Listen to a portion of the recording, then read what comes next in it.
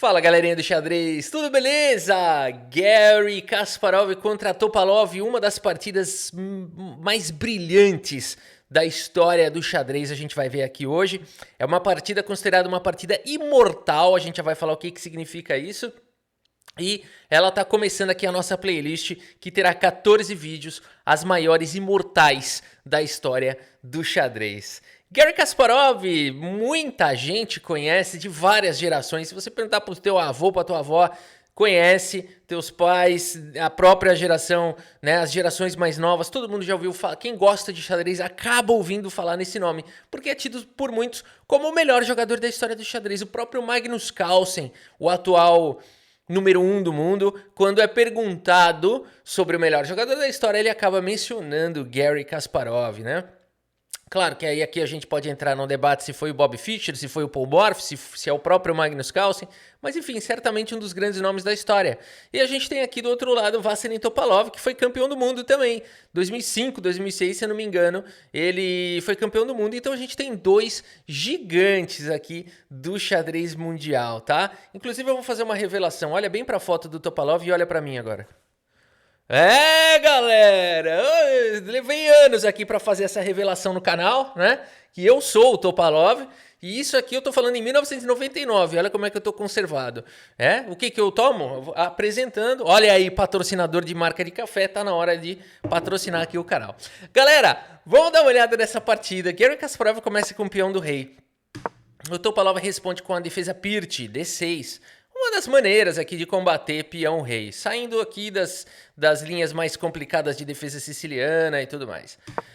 D4, Garry Kasparov já agarra bastante espaço aqui no centro, o cavalo vem para F6 atacando o peão e muita gente que está começando no xadrez se vê tentado a fazer esse avanço que não foi jogado na partida. Quando o tabuleiro fica azul assim, é porque eu estou mostrando uma variante, algo que não foi jogado, né?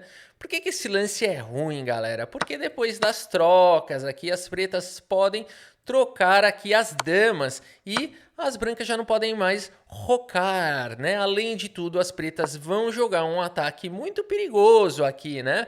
E já ficam muito bem numa variante como essa. Por isso, um dos princípios de abertura é você evitar ficar mexendo as mesmas peças várias vezes na abertura. Você já mexeu esse peão, já está dominando o centro. Bora desenvolver outras peças. Garry Kasparov segue com o cavalo C3, protegendo seu peão e desenvolvendo. E aqui G6 foi jogado, uma das maneiras de desenvolver o bispo nesse tipo de variante da Pirt é colocar ele na longa diagonal de casas escuras. Muito bem, Garry Kasparov segue com bispo em E3, bispo G7 foi jogado e dama D2. Esse lance faz uma bateria, né, nas casas escuras e aproveitando que o lance cavalo G4 aqui, que parece um bom lance, atacando o bispo, defendendo lá em H6, ele é, inclusive, um lance teórico, pode ser respondido com bispo G5, aqui C6 ou H6, enfim, a partida poderia também ter seguido dessa maneira. Mas o Topalov preferiu jogar o lance C6, que é um lance bem interessante, já trazendo a ameaça de B5, B4, que expulsaria o defensor do peão central. Então, se as pretas conseguirem jogar B5, B4, as pretas já têm uma ótima posição. Por isso o Garry Kasparov tem que já se preparar, se antecipar em relação a isso, joga esse lance F3, que deixa o centro bem forte, o peão agora está garantido, e esse lance também tem outra ideia, ele possibilita esse ataque já com G4, que pode começar um ataque na ala do rei bastante perigoso. A partida seguiu com o lance B5, B4, enfim, as pretas percebendo que provavelmente Garry Kasparov quer fazer o grande roque.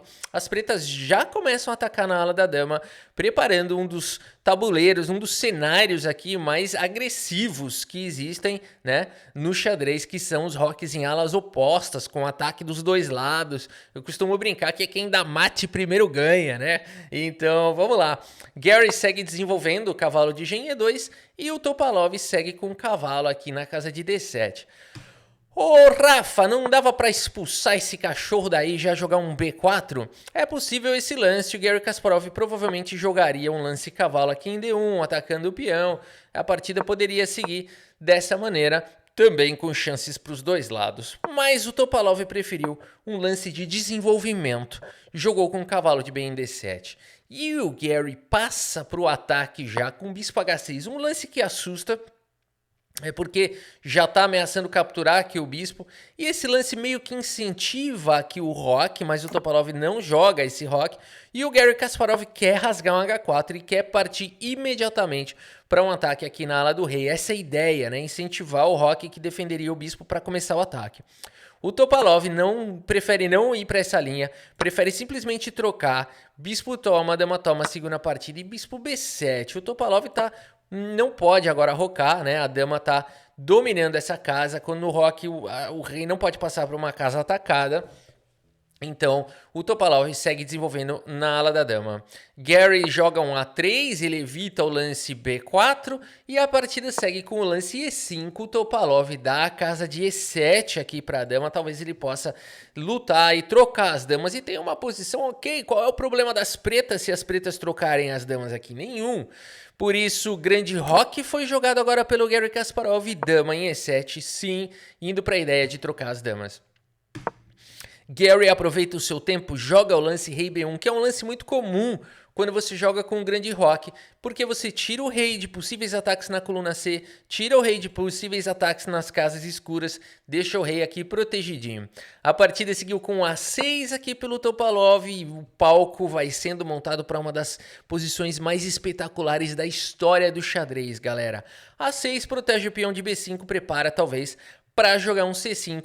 E o peão fica aqui garantido. E o Topalov quer começar esse ataque aqui para cima do Garry Kasparov. Gary segue com o lance cavalo C1, visualizando uma belíssima manobra de cavalo. Grande roque foi jogado pelo Topalov. Ele viu que aqui na ala do rei ele não poderia rocar. E, portanto, o grande roque aqui pode colocar o rei em segurança. Parece um bom plano. Gary segue atacando com o cavalo B3, ele sonha com a casa de A5, e aqui temos trocas, peão toma foi jogado, e aqui o Kasparov joga torre toma, uau, não é o lance cavalo toma, aqui é o lance que a gente mais ou menos imagina que seria jogado aqui, mas tudo bem, C5 poderia trazer aqui algum tipo de contragolpe, e o Garry Kasparov prefere jogar de uma maneira mais ardida nessa posição, capturando de torre, vamos ver o que ele tem em mente. Topalov joga C5 de qualquer maneira e a torre agora atacada volta para a casa de D1. E o cavalo vem para a casa de B6. Muito parecido com a situação que a gente viu se tivesse tomado com o cavalo. Poderia até mesmo ficar numa posição igual, né? Se tivesse jogado C5, voltado o cavalo e cavalo B6. Então não mudou muito se tivesse tomado de cavalo. E nessa posição, galera, o Garry Kasparov ele precisa ativar o bispo. Esse bispo, se você parar para olhar, ele não tá brilhando. Esses peões não estão ajudando ele aqui. Qualquer casa que esse bispo encontrar, ele vai ter um peão na frente dele. E aqui na ala da dama, realmente, ele não tem muito futuro. Por isso o Kasparov vai para esse lance maravilhoso, que é o lance G3. É um lance sutil, porém poderoso, dando mobilidade aqui para o bispo. O Topalov prevendo ataques aqui, vendo que o rei dele está um pouco exposto, já joga com rei B8. E Garry Kasparov joga o seu lance cavalo em A5, bispo em A8, mantém o bispo aqui nessa diagonal. E agora o Kasparov segue com o lance bispo em H3. E as pretas ganham a iniciativa com o lance D5. Parece que o ataque das pretas está chegando primeiro. Garry Kasparov precisa fazer alguma coisa urgente. Ele segue com o lance dama em F4. Esse lance é um cheque. E o Topalov tá tranquilo, ele já tinha jogado o lance A6, ele sabia que o rei dele ia vir para essa casa de A7. O bispo continua numa poderosa diagonal, torre bem posicionada, dama centralizada, pressão no peão central. Tudo parece estar correndo de maneira perfeita para Topalov. Gary precisa ser criativo. Ele segue com o lance torre de H em E1, colocando a torre na mesma coluna da dama. E o Topalov, para manter a posição fechada, segue com esse batalhão de 4 peões contra 3 na ala da dama. O ataque do Topalov chegou primeiro. Garry Kasparov não é o tipo de jogador que gosta de ficar na defensiva, que vai sendo apertado, que vai sendo esmagado.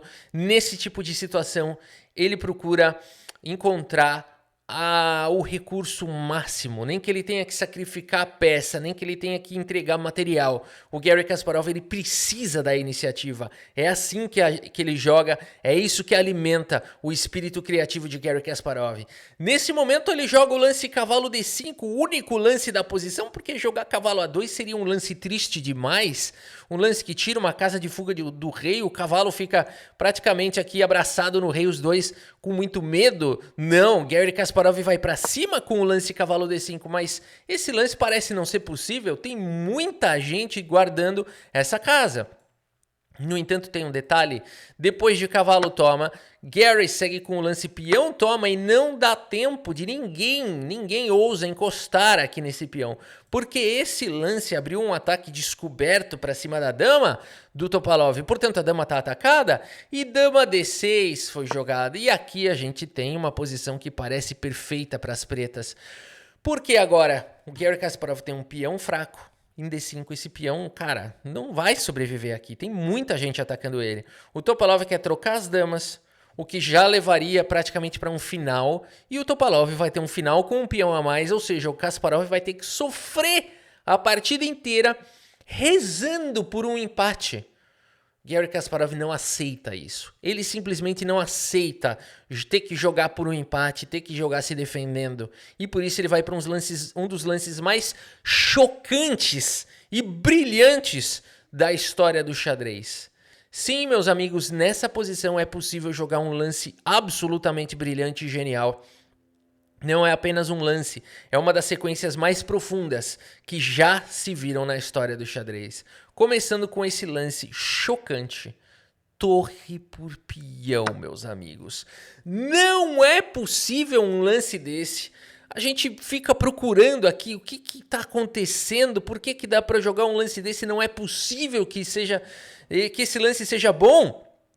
O Topalov simplesmente... Esse lance é genial porque esse dama por dama, torre, toma, atacando o cavalo, atacando o peão. Então não tem problema. Esse lance acabou de capturar um peão.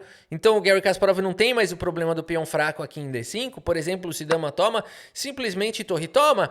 E aqui se cavalo capturasse o peão, não tem problema. Existe uma pressão aqui em F7 e as brancas têm uma posição ótima, né? O cavalo pode retornar.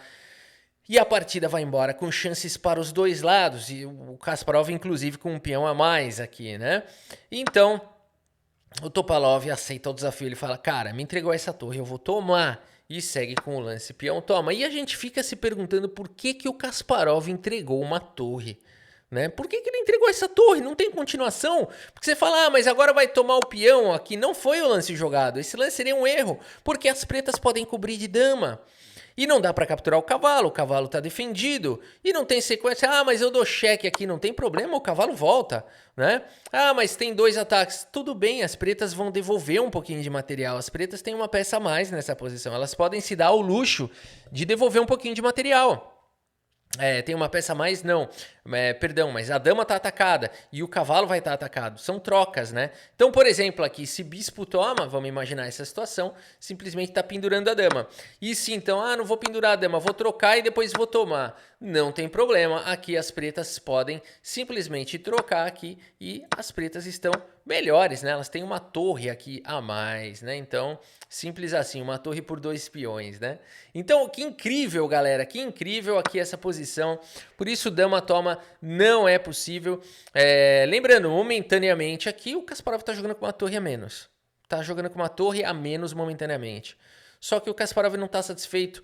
Como a gente viu esse lance aqui, as pretas conseguem trocar um monte de peça e terminar com uma torre a mais.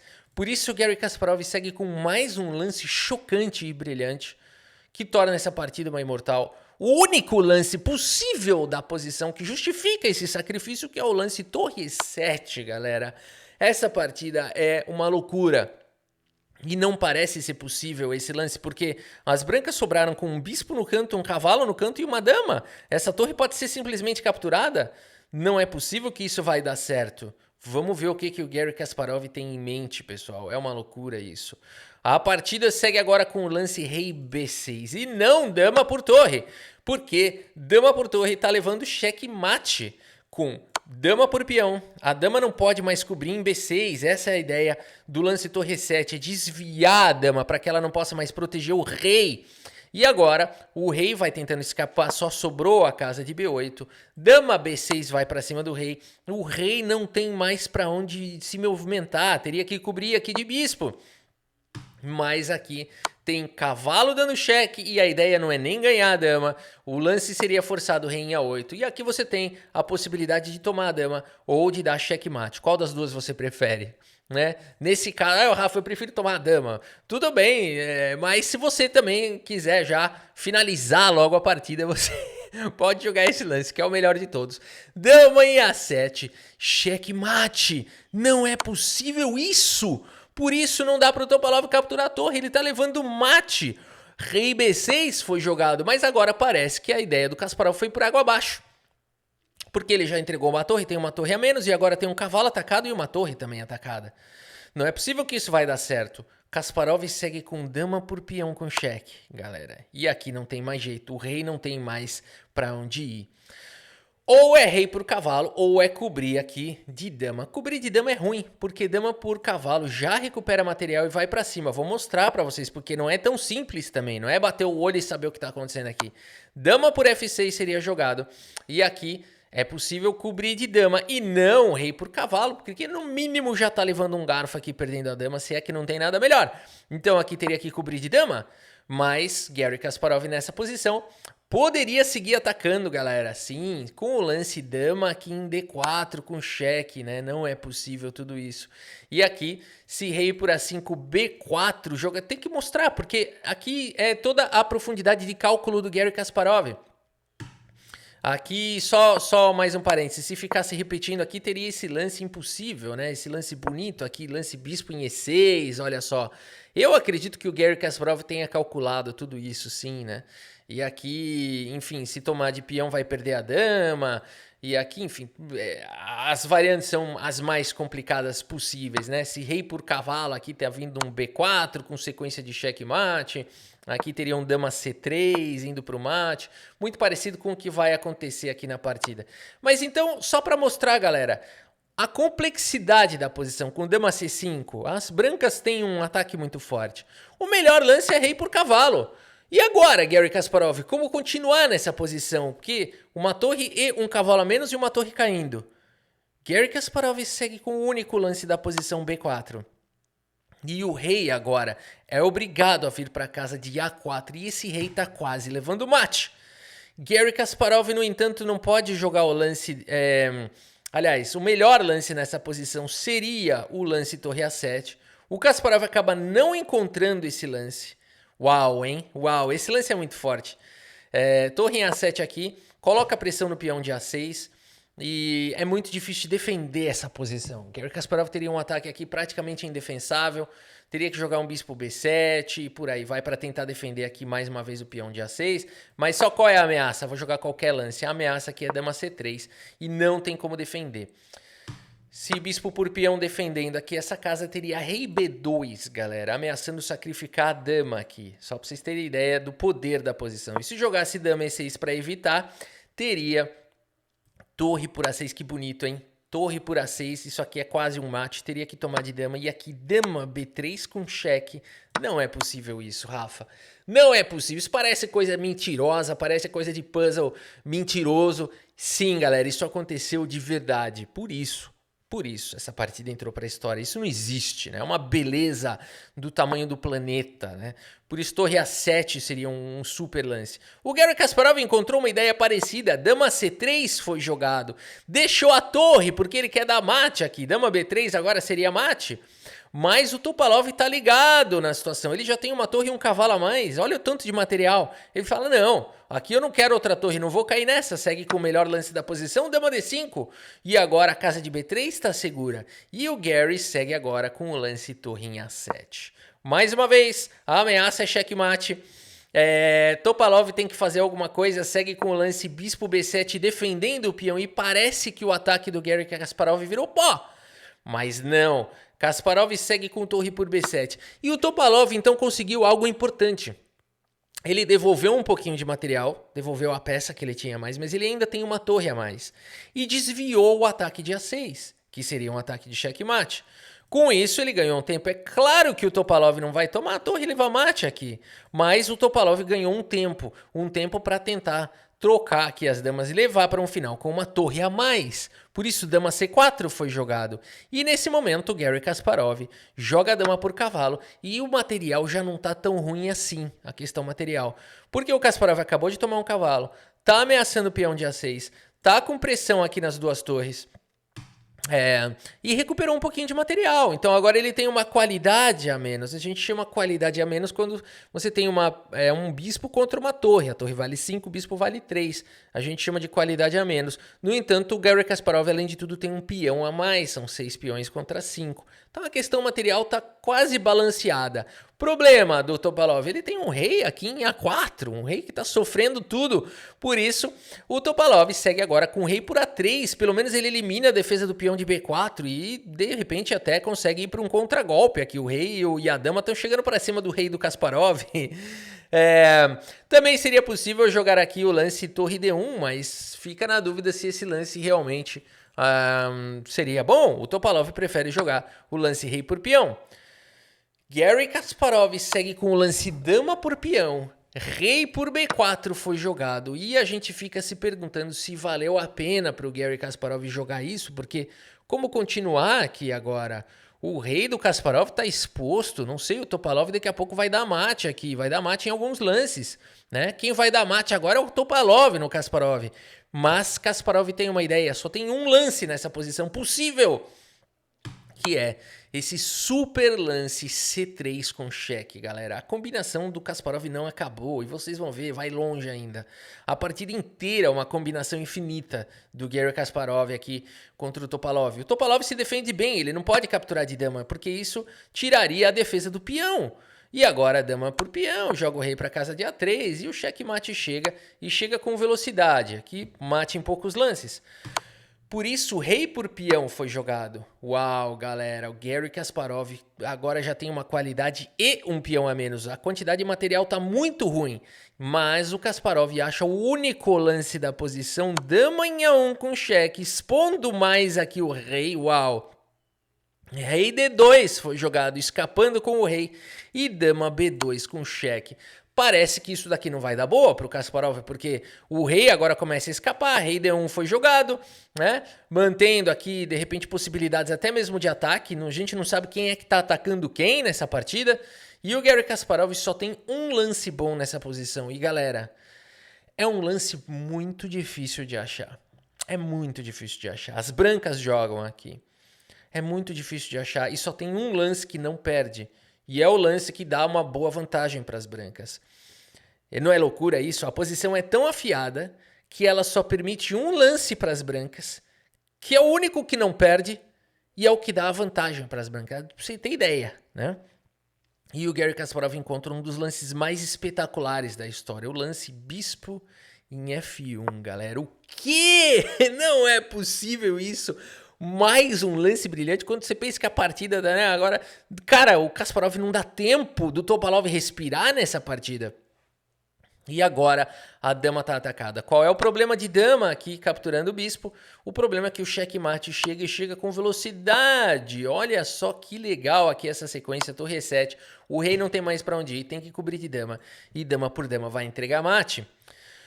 Por isso, bispo F1 é fantástico, atacando a dama, indo para cima aqui do rei, dando suporte para a casa de E2. O Topalov tem que cuidar da casa de E2. Se jogar dama E2 aqui, vai ser mate também. Por isso o Topalov segue com o lance. Poderia jogar um lance rei E1, mas é estranho, tá jogando bispo aqui por dama, ele vai ganhar. Por isso o Topalov segue com esse super lance torre D2, galera. Fantástico.